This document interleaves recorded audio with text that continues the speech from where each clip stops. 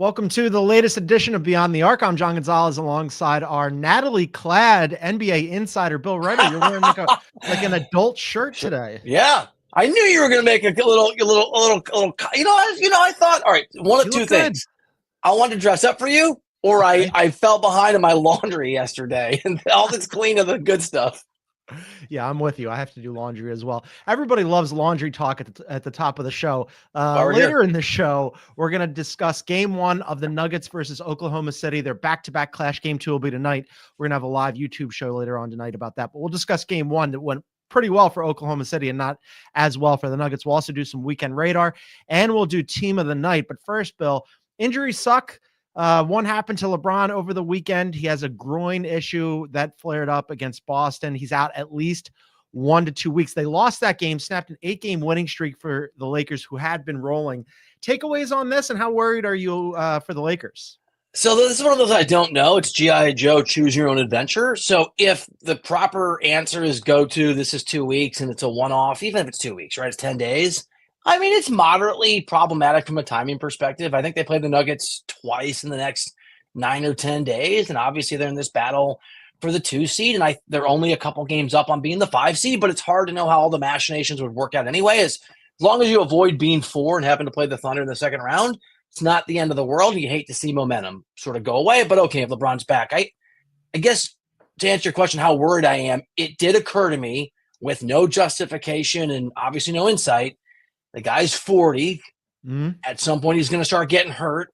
At some point, his body's going to have injuries simply because of his age. And I'm certainly aware that at some point we're going to look back and say, oh, that little injury or that 2-week thing or that ankle or that calf or that groin injury was the beginning of LeBron actually being his age, playing his age, acting his age. So there's a moderate level of concern, but I don't think we'll know if this is sort of a pattern or just one thing for a while.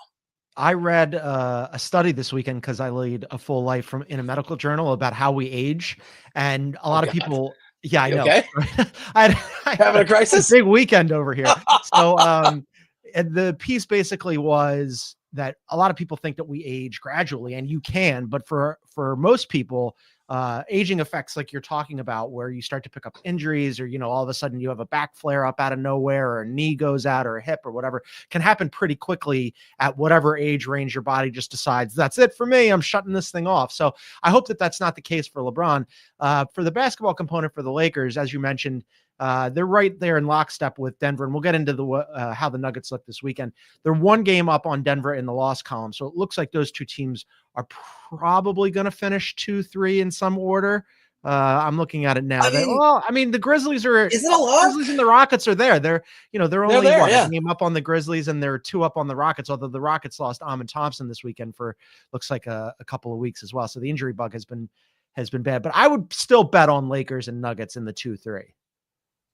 Yeah, I mean, look, LeBron's been so good. He's just been so amazing. Not that I doubt that Luka can carry the team, but it's a huge drop. I mean, it's just it's so significant. Can I do this? Is your favorite thing that I do? We've been working. How long have we been doing this together? A year and change, right? So yeah, a little over a year. Like an early married couple. By the way, I'm being sarcastic. It's not. Okay. It's not the favorite thing you do. I'm going to psychoanalyze LeBron James now. I'm just going to tell you another thing that occurred to me, and you're going to love it. When people, who is it? Is it Charlemagne the God? Who is it that says hurt people hurt people? It's a great expression.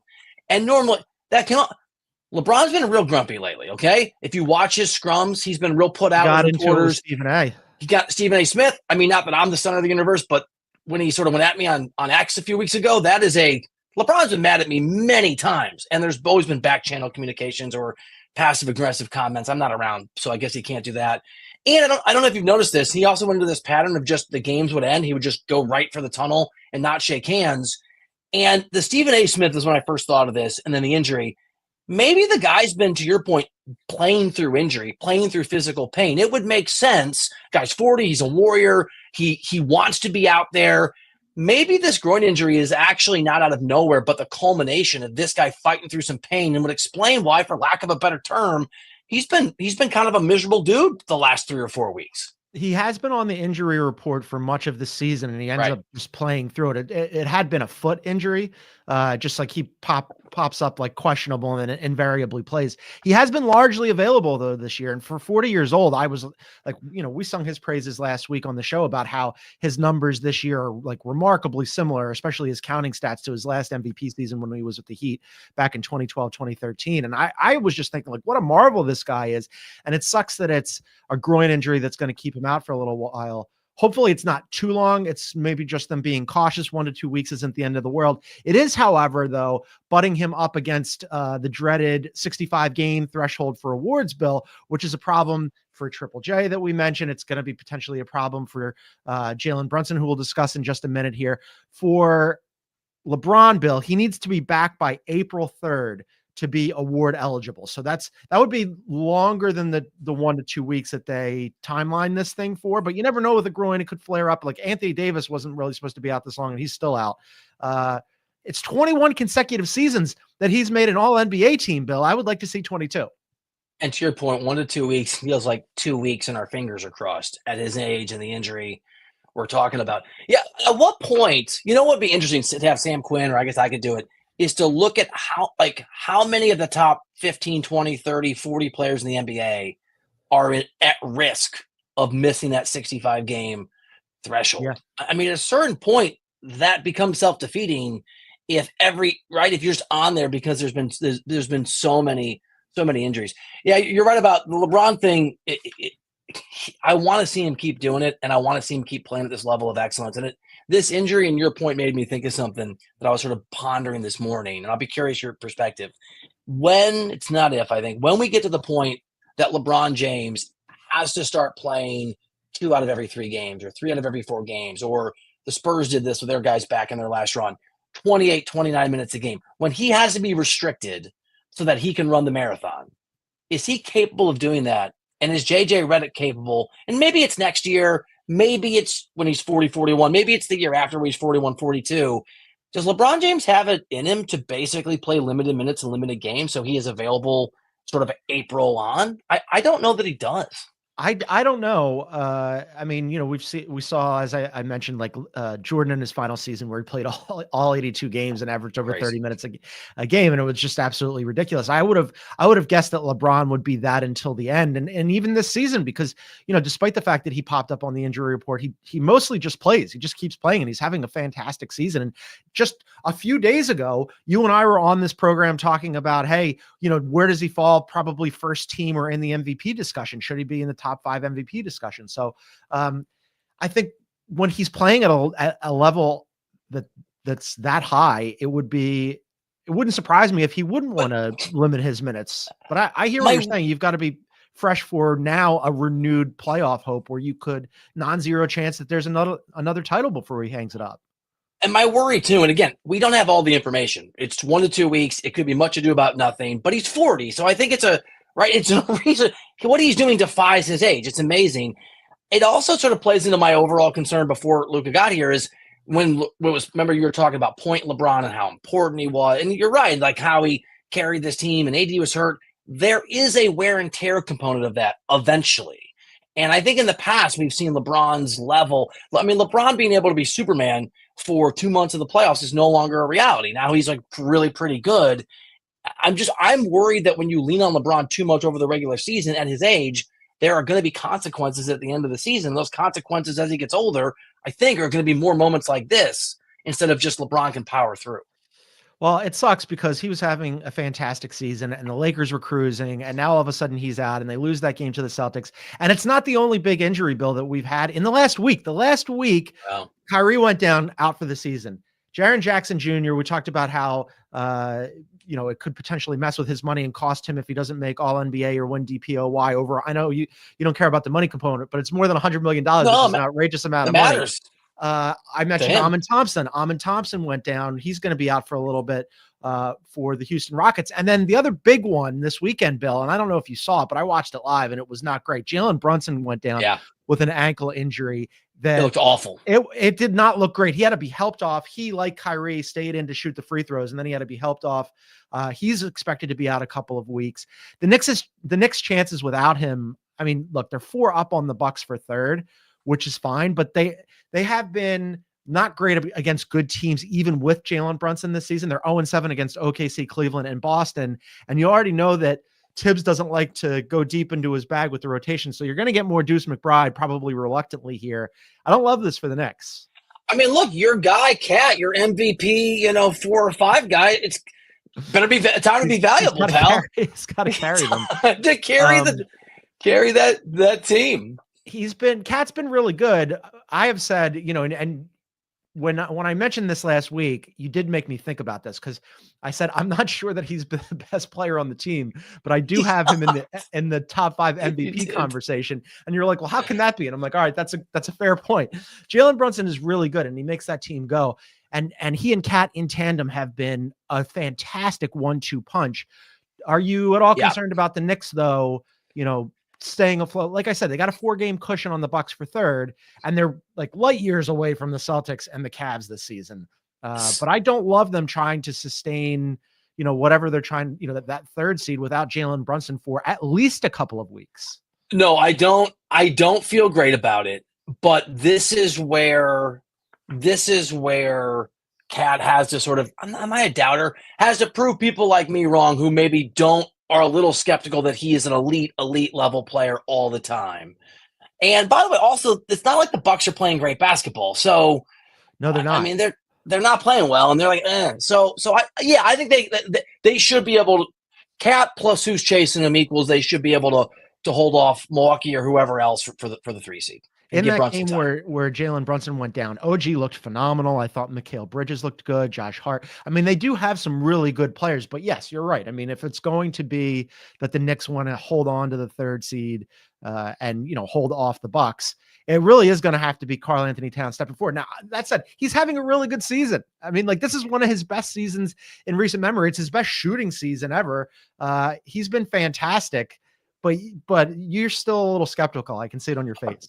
Prove me wrong. I mean, I saw last year when Cat went down, Anthony Edwards sort of step up and carry. They're playing low right now, by the way. Carry that team, and it's not that you can't do it. You can do it. I'm ready. I'm ready to see it. Here's the other thing. I know Aaron wants us to break, but here's the Cavs disrespect. Wouldn't you almost rather fall to 4? I think I'd still rather have the Cavs in the 2nd round than the Celtics. I don't really want either, but it's not. I guess what I'm saying is it's not the end of the world for me. If I'm playing the Cavs. That is hugely disrespectful to the team with the best record, who have won 14 in a row. They're Boston's so good though. So are the Cavs, man. The Cavs and Boston, I think, are very clearly. That to me feels like a 7-game series, and I think it's inevitable that we're going to get that in the Eastern Conference. Think so? Everybody, yeah, I do. I think that's going to be a really tough series. I mean, well, regardless of whether or not it goes 7, I think that I'd be shocked if it's not those 2 teams playing in the Eastern Conference Finals, because they're so much better than everybody else. That's maybe I'm just recency bias. That Celtics 3rd quarter against the Lakers, where I was like, oh yeah, when they're like, bleep it, I'm me moment. You're like, oh, they're so good. And by the way, no Kristaps Porzingis, Al Horford, fountain of youth, Al Horford playing out of his head. The Al Horford game, still playing. Yes, the Celtics are very good. All right, let's take a break. And then on the other side, the Nuggets and Oklahoma City are playing a back-to-back. We got part 1 yesterday. Went very well for Oklahoma City. We'll discuss that on the other side. This is Beyond the Arc. Who's in? Who's out? Let the madness begin. The NCAA Men's Basketball Championship Selection Show on CBS and streaming on Paramount Plus. All right, welcome back to a Monday edition of Beyond the Arc. A reminder, you can get us wherever you get your favorite podcast. Please download, subscribe, leave a review. And then on Spotify, if you look below the play button in the Spotify app in full screen mode, you can leave us a comment or a question about the show. All right, Nuggets and Oklahoma City playing a back-to-back, Bill. Super excited about this. Didn't go great for Denver. Went as well as possibly could have been anticipated for Oklahoma City. They win the game by 24. SGA goes for 48 and 5. Joker played really well. Almost had a triple-double. Everybody else for the Nuggets, I mean, almost all 5 of their starters, except for Aaron Gordon, the other 3, along with Joker, were in double figures. But the Nuggets were never really in this. I love to overreact to one game. I'm going to overreact to one game here. Oklahoma City looks like the clear favorite in the Western Conference. And we kept talking about, okay, well, maybe Denver, and maybe the Lakers. Did we overestimate everybody else and underestimate Oklahoma City? Well, okay. Yes, it appears that way right now. I think the one game. I keep saying this. I still just want to see the Thunder do it in the playoffs. I mean, they haven't, right? And so that is, for me, just something I want to see. But yes, on paper, probably in reality, the Thunder, there's only one elite team in the Western Conference, and then there's a minefield of maybe 5 or 6 other teams like that are really, really interesting. And sort of in the rest of annoying and might play the spoiler. Timberwolves, they're on a win streak, right? The Timberwolves, I'm kind of bad. I will say this about Denver, though. I watched the game. I didn't write it down. I think they cut it to 2 or 3, like late in the third quarter or something. Like there was a moment where I thought, oh, here they come. And then the Thunder just have too much. And we've known this forever. And Denver doesn't have enough. We always talk about how Denver has Jokic and that, right? So whatever their shortcomings, they're able to compete. The problem is they have a guy on form in SGA, different kind of player, but he's the guy that's the favorite for the MVP. Joker's the second most likely guy who can compete with Joker just for dominating a game. SGA was the better player or the more important player or whatever yesterday, but he's also got a bunch of help that Joker doesn't, and I thought it was so clear in that fourth quarter. Oklahoma City is absolutely loaded and deep, and in the playoffs, the rotations are going to shorten up. But the Nuggets already have a pretty short rotation, Bill. I was looking at this. In that game yesterday, they had just 14 points from their bench. Russell Westbrook had 4 of those. He went 1 for 9. And I know, again, you go, well, who cares? Once the playoffs roll around, they're basically looking at a 6-man rotation, and that 6 is pretty tight. The other thing I worry about here, if I'm the Nuggets, just to pull it back a little bit, they're 1-6. We talk about the Knicks being 0-7 against the big 3 teams in the NBA, Oklahoma City, Cleveland, and Boston.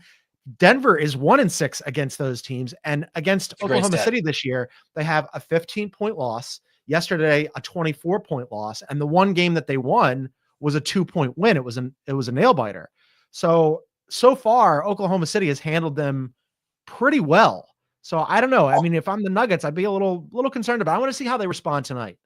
And who guards? Yeah, me too. Who guards Shea for the Nuggets? Right. I mean, how do you stop that guy?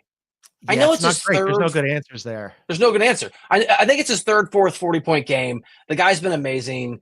It also just continues to just screw with my head. The MVP.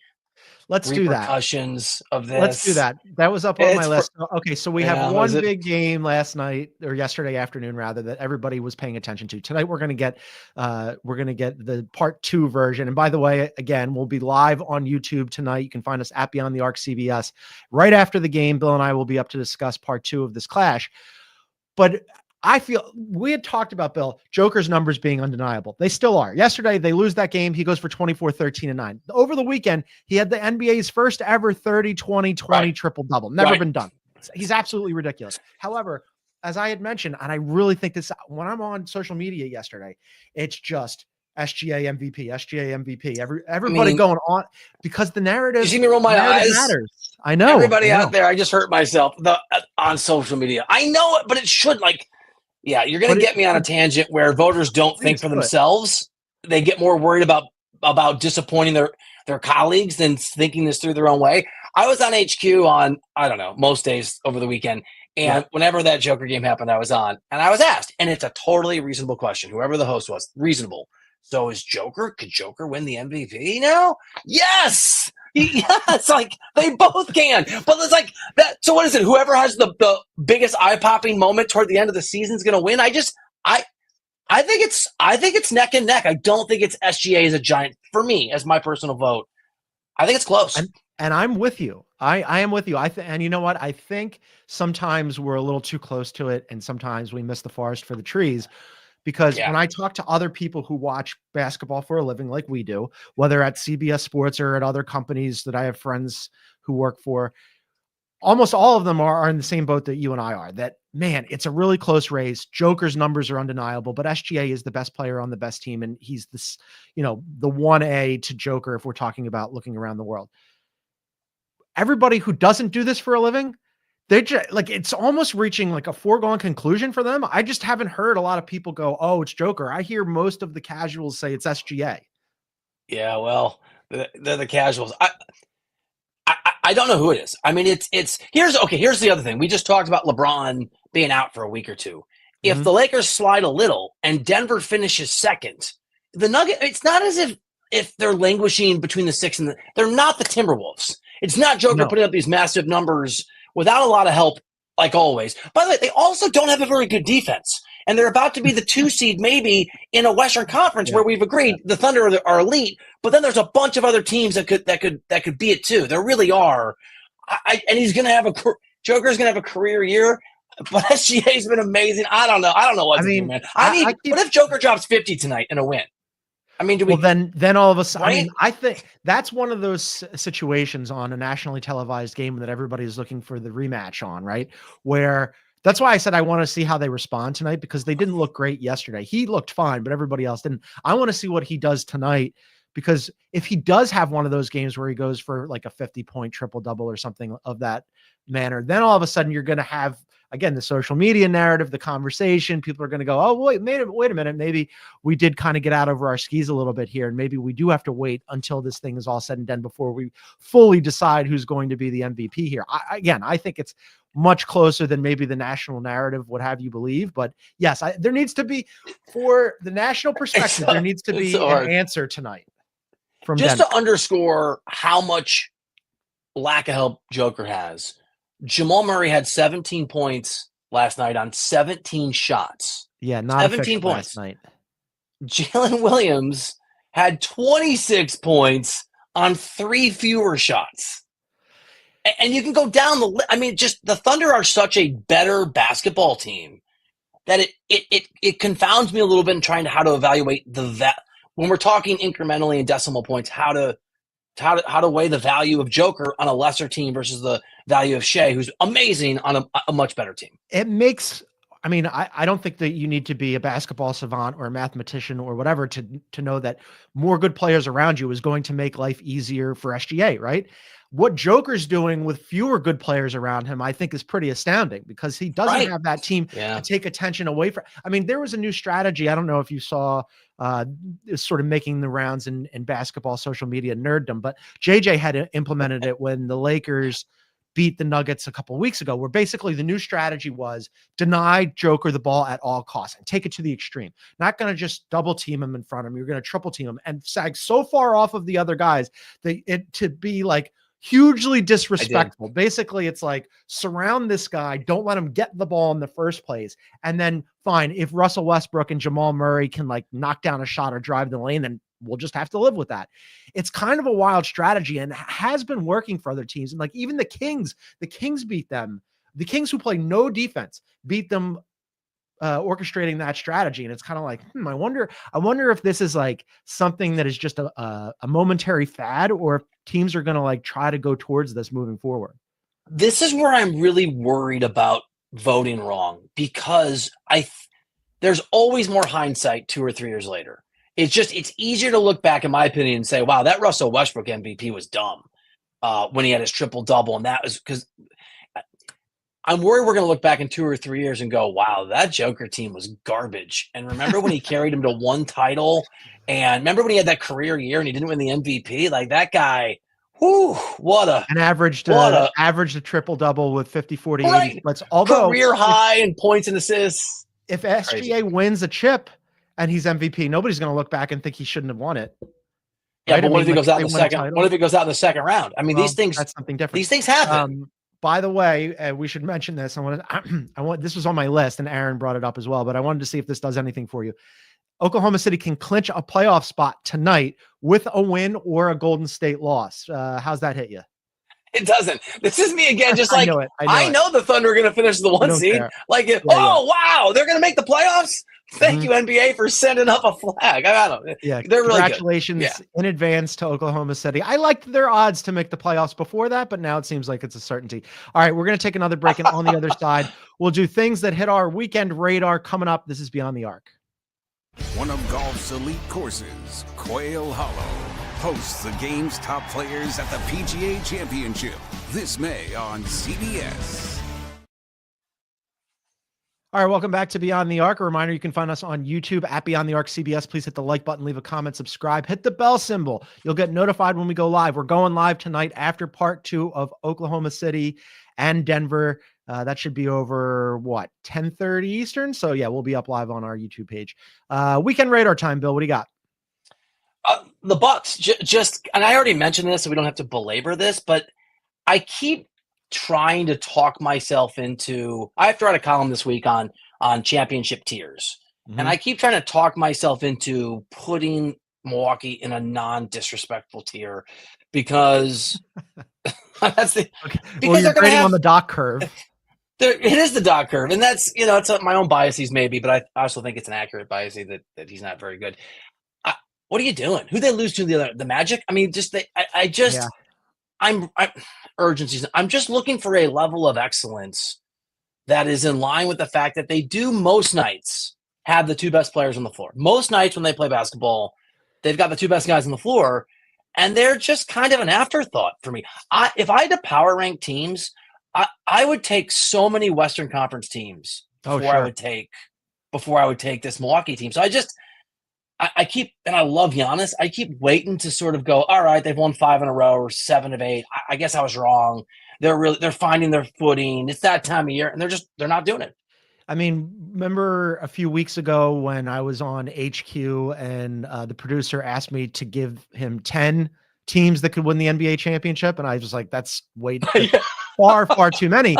But so when so that essentially became a power ranking, and I got through 2 teams in the Eastern Conference, and the other 8, I didn't even get to the Knicks. Forget about the Bucks. So yeah, no, I'm with you. I mean, like, we're talking about, like, the Bucks, yes, on most nights would have certainly the best player on the floor, and then one of the 2 or 3 best players with Damian Lillard.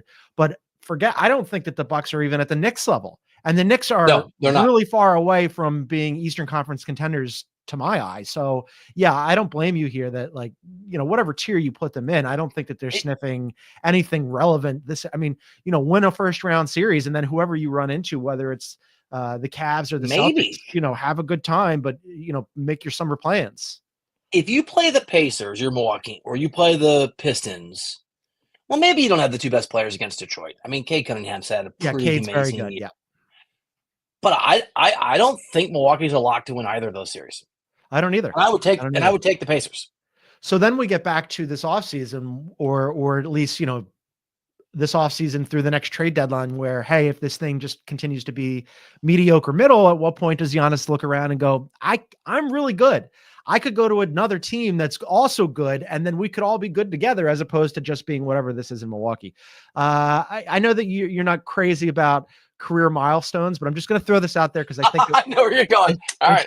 I love career milestones. Merits mentioning. Yeah. Steph is the 26th player in NBA history to reach 25,000 points. He did it in a win over the Pistons. Steph Curry is a very good player, Bill. That's my takeaway. He's amazing. Okay. Yeah. No, it's a good. I can celebrate this one. I just thought that we needed to mention that. I have 2 that are just kind of stupid and funny. I don't know if you saw this weekend, but Dallas is still in open revolt over what happened with the Luka trade. So this weekend, all around Dallas, this was brought to my attention by my friends in Dallas. As I mentioned, I lived there for 4 years, and I still check in with them, and they're all still really fired up about this whole thing. And I don't think that that's going to stop anytime soon. But this weekend, there were Fire Nico chants at the Dallas Stars hockey game, the Dallas FC soccer game. And then, are you aware of what medieval times is? It's like it's not driven past it. I've never been to it. Okay. So medieval times, for people who don't know, is like kind of like a Crusades era, like knights battling on horseback, jousting type of thing. And you go there. Is this fun to go to? I have no idea. I've never been. They serve you giant chops of mutton and whatever. It doesn't matter. The whole point is that it's a big show. And at that thing, they did a Fire Nico chant. Not going great for him in Dallas. The Q rating's pretty low. I thought you were going to bring up the eye patch. This is even. What's the eye patch one? A guy, they had so few players in a Mavs game over the weekend that a guy had to come on with an eye patch. Like, they should rename them the Pirates. Just we're here with the Mavs. It's all falling apart. If you're AD, do you even bother coming back? So Sam Quinn, I think, wrote a column about this last week about how they have to trade Anthony Davis, right? And so, I mean, the answer is yes. I think AD's got enough pride. He just said that you got a superstar in me too. Yeah, I think he tries to come back and he tries to compete. I think the bigger question is, we talk about, or an equally interesting question is we talk about, will Giannis ask out? People still think that's possible. What happens when Anthony Davis decides he doesn't want to be there? He's Nico's guy. If Nico's gone, I know we know this. What a disaster. Going great in Dallas. What else is hitting you from this weekend? So I said this earlier, but I want to double down on this. The Celtics are the team to beat in the NBA, period. Thunder are great. They're just behind them. We take this stuff for granted, and we love shiny new things. And I know the Lakers came back in that fourth quarter, made a game of it, and the sort of reality of how the Celtics play, where they take a bunch of shots and they get cold, took over in that fourth quarter in that game against the Lakers and the Celtics over the weekend. But I was just reminded, and you noted there's no KP, just almost every player that plays for the Celtics can guard almost every other player that's out there. And when they decide to just clamp down, they can take a team with LeBron and with Luka, and they can force them to 13 points. And everybody shoots. Everybody can score. That's the other thing. And they're just I just on my radar. I was doing the HQ hit, so I was really focused on it. That's not why I wore this green shirt, but maybe it's why my fancy green shirt, like subconsciously, it's a little Celtics green. The Thunder can win, the Cavs can win. The Celtics are the best team in the NBA. That's my take.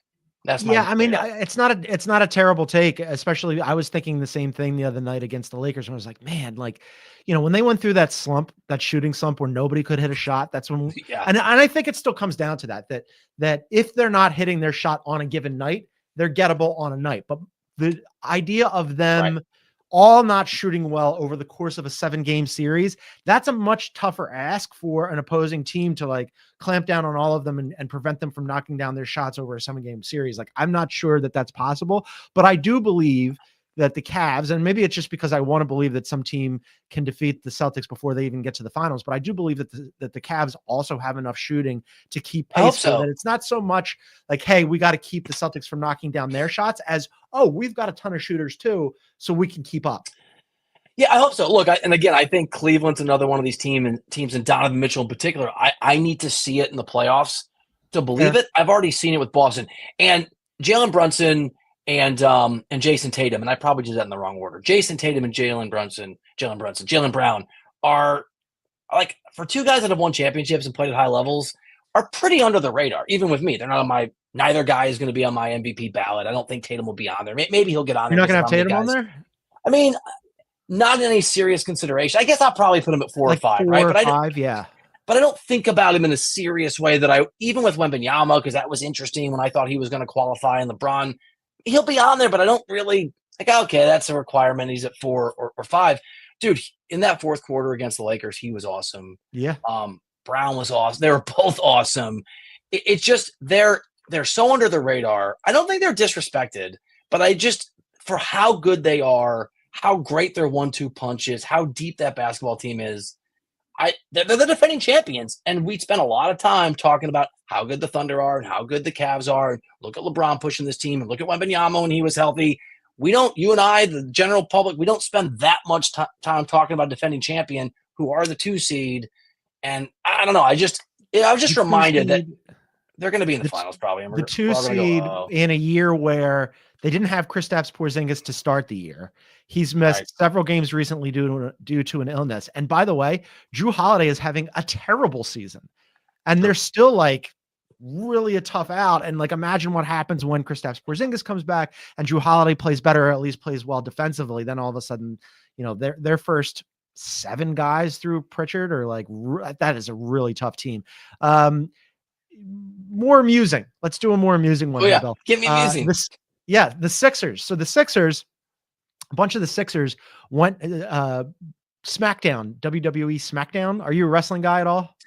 I don't. Not only am I not a wrestling guy, I don't understand the appeal. I'm sorry to those that do. I missed it. I don't. But you're aware of it. You're aware it exists. Yes. Oh, I know what it is. Sure. So Smackdown was in Philly on Friday, and a bunch of the players went to SmackDown in Philly. So it was Yabusele, Justin Edwards, Adem Bona, and Paul George. And they showed them all up on the screen and they got booed. Booed. Oh no.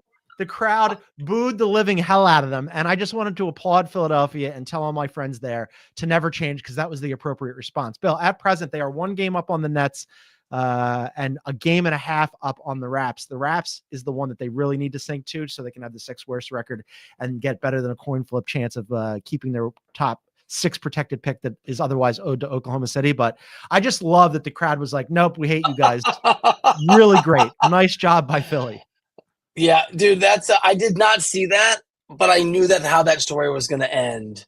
I did stand-up comedy once. Real quick story. I did stand-up comedy once for a story in college. It was sold out. I was terrible. I totally bombed. It was humiliating. I had to write a magazine story about it. But I did one spontaneous joke. The Missouri Tigers, I was at Mizzou. I was in Columbia, Missouri, hadn't won a game that year. And they were at the stand-up thing. So I had them all stand up for a round of applause and then made the joke that was the last round of applause they're going to get all year. And then everyone cheered. Nice. There's nothing like a bunch of athletes who are bad going to an event and just getting to write it. Just make everyone else feel good. Yeah. In their own city, in their own town. Really amazing. You got any others? Yeah, I mean, this isn't really a big one. They won a game, but I was sort of focused on, can the Mavs be so bad that it allows this hapless Suns team, I know the Suns won, but I'm just sort of on my radar, the Suns trying to chip away and get themselves into the play-in so that they can extend this miserable season by a single more game and then certainly lose in that 9-10 game and go home and figure out how to trade Kevin Durant. I usually like to play-in. Neither the Mavericks nor the Phoenix Suns deserve to play a game more than 82 games of basketball this year, and one of them probably will. The Suns are 4 games under 500, and they're only a game and a half back of the Mavericks for the 10 seed. And you know what? I was thinking that same thing over the weekend where like, I forget what the broadcast was, but they were like, well, I don't know. Now here come the Suns. And like, they do have Kevin Durant. And I'm like, really? Here come the Suns? Like, what are we doing here? This is not a good basketball team. Speaking of not a good, speaking of not a good basketball team, the Raptors have implemented, I don't know if the league office is going to get pissy about this or what, but I told you about last week when they had all of their main guys available in Scotty Barnes and RJ and IQ and Jakob Poeltl. And to close the game, they took them all off the floor in a close game. And they tried to lose the game by putting in all their bench guys and their young guys. And Jacoby Walter canned a 3 against the Magic. And they won a game that they were clearly trying to lose. Bill, they implemented this strategy again, and they almost won again by accident. But Jamal Sheed's shot against the Wizards was wiped away. He didn't get it off in time at the buzzer. So the Wizards ended up winning that game. But I personally, as an original godfather of the process, love a good tank.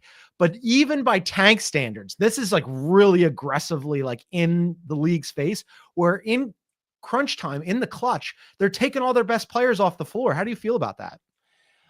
Look, I'm with you. I think you do what you have to do to win. It's the league's or lose, right? It's the league's job to sort of look at, we both got comedy jobs, sort of. But the thing is, the league doesn't care. I mean, nobody cares about a Raptors Wizards game. Right?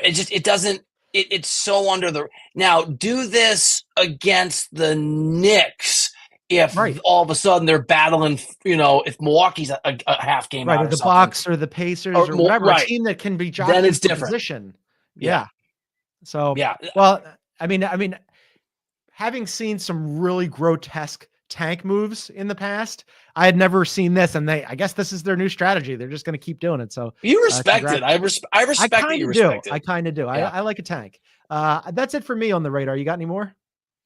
No, that's kind of. I mean, like one thing I had was just we've already talked about this a little bit. The sort of, I guess it's America today. The sensitivity to criticism of some of these stars. We've talked about LeBron with Stephen A. And I don't even want to say the guy that rhymes with Schmale is his name, but Kevin Durant, like the funny, just guys, don't engage with these dudes if they bother you. I mean, I don't make me choose between Kevin Durant's thin-skinned nature and the guy whose name rhymes with Schmalis, because I don't want to make a choice there.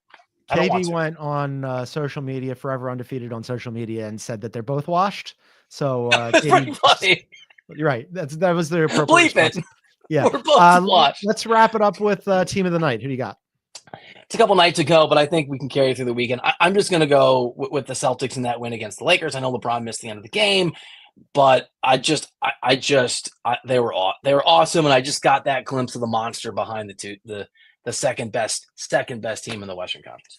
I was tempted to go with the Clippers, your Clippers, who, by the way, won a game last night in overtime on another Kawhi game-winning three-bounce shot. That was that guy just pulls those out all the time. Fourth time for the Celtics, by the way. But I'm not going to go with the Clippers. I'm going to go with the hottest team in the NBA, who do not get enough respect, who have won 14 games in a row, the Cleveland Cavaliers. I think there are some skeptics still with Cleveland. You have a little dusting of skepticism. They just keep winning basketball games. So seventh time for the Cavs being the team of the night. I mean, look, part of this is me projecting and wanting them to be an actual foil for Boston when we get to the Eastern Conference Finals, because I think that matchup is unavoidable. But I actually also do just keep watching Clippers games. And at the end, they got a W. And I'm like, at some point, I think we got to believe in it. Here's my point about the Cavs. Here's my point. They're not going to be favored by Vegas in a 7-game series against Boston, even though they're going to have home court advantage. And so my point is not that the Cavs aren't good enough. It is that the Celtics were historically great by many metrics, champion last year. They're going to be the same basketball team this year. They're not the 6th seed. There's every reason to think that they're as formidable. And the Cavs have to be so great in the playoffs to beat them that it's not a sure thing for me. But yes, I'm with the Cavs are one of the 3 elite. There's 3 elite teams in the NBA. There's only 3 of them. They're self-explanatory. 2 of them are unproven in the playoffs. And so it's really interesting. It's not disrespect. I just don't know yet. I know what Boston is. Man, if it's Cavs and OKC, the league office, not going to be happy with that, but it would be good for basketball. Just the basketball component. All right. That's going to do it for us today. Like I said, we're back at it tonight live on YouTube right after part 2 of Nuggets and Oklahoma City. Come and join us. You can find us at Beyond the Arc CBS. But for now, for our NBA insider, Bill Ryder, I'm John Gonzalez. Thanks for tuning in, everybody. We'll see you tonight.